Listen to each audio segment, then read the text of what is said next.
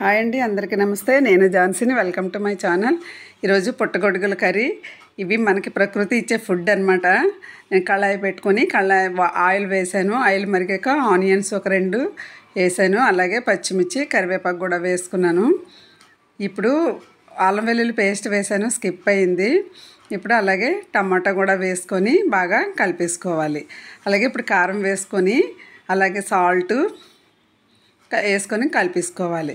ఇప్పుడు మష్రూమ్స్ మనకి పండినవి, ఇవి మనం పెంచుకునేవి అవి కాదు. చూడండి ఎంత బాగున్నాయో, చాలా చాలా బాగుంటుంది. దీనికి కొలెస్ట్రాల్ తగ్గుతుంది, అలాగే హై బీపీ ఏమైనా ఉన్నా తగ్గుతుంది. గుండె జబ్బులకు కూడా చాలా బాగా పనిచేస్తుంది. హెల్త్ మాత్రం చాలా బాగుంటుంది. మనకి ఈ సీజన్లో మాత్రం తింటే చాలా బాగుంటుంది. ఎలాగైనా సరే ఈ సీజన్లో ఒకసారైనా తినాలి. జీలకర్ర అలాగే ధనియాలు వేసి పొడులు వేసి కలిపేసాను అనమాట. కలిపేసి మూత పెట్టుకోవాలి. ఇందులో వాటర్ వేయవసరం లేదు. ఆ మష్రూమ్లో వచ్చిన వాటర్ మాత్రమే సరిపోతుంది. చూడండి చక్కగా అయిపోయింది కదా. ఇదిగో ఇలా ఇంకా ఏది ఫ్రై లేదా కర్రీ మొత్తానికి వాటర్ వేయకుండా చేసుకుంటాం కదా, చాలా బాగుంటుంది. మనకి ఈ దసరా ముందు మనకి ఈ పుట్టగొడుగులు వస్తాయి కాబట్టి ఈ దసరా ముందు ఒక 3 టైమ్స్ అన్నా సరే తింటే మనకు 1 ఇయర్ వరకు చాలా బాగా పనిచేస్తుంది. కానీ దొరకాలి ఇవి.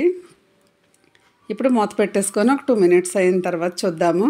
చూసారా, అయిపోయింది, ఉడికిపోయింది. ఇంకా మనం కొనుక్కునేది అసలు ఈ టేస్ట్ ఉండదు. దాంట్లో ఎలాంటివి ఏమి ఉండవు అనమాట. ఇప్పుడు కొత్తిమీర కట్ చేసుకొని వేసేసుకుందాము. చాలా చాలా బాగుంటుందండి. ఇది హెల్త్కి మాత్రం చాలా బాగా పనిచేస్తుంది అనమాట.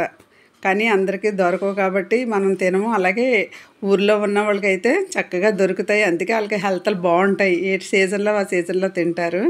ఇప్పుడు సర్వింగ్ బౌల్లో సర్వ్ చేసేసుకుందాం. చాలా బాగుంటుంది.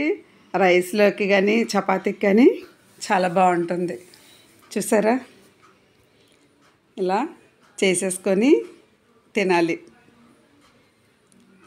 బాగుంది కదా. నా వీడియో నచ్చిందా? నచ్చితే లైక్ చేయండి, సబ్స్క్రైబ్ చేయండి. Thank you very much.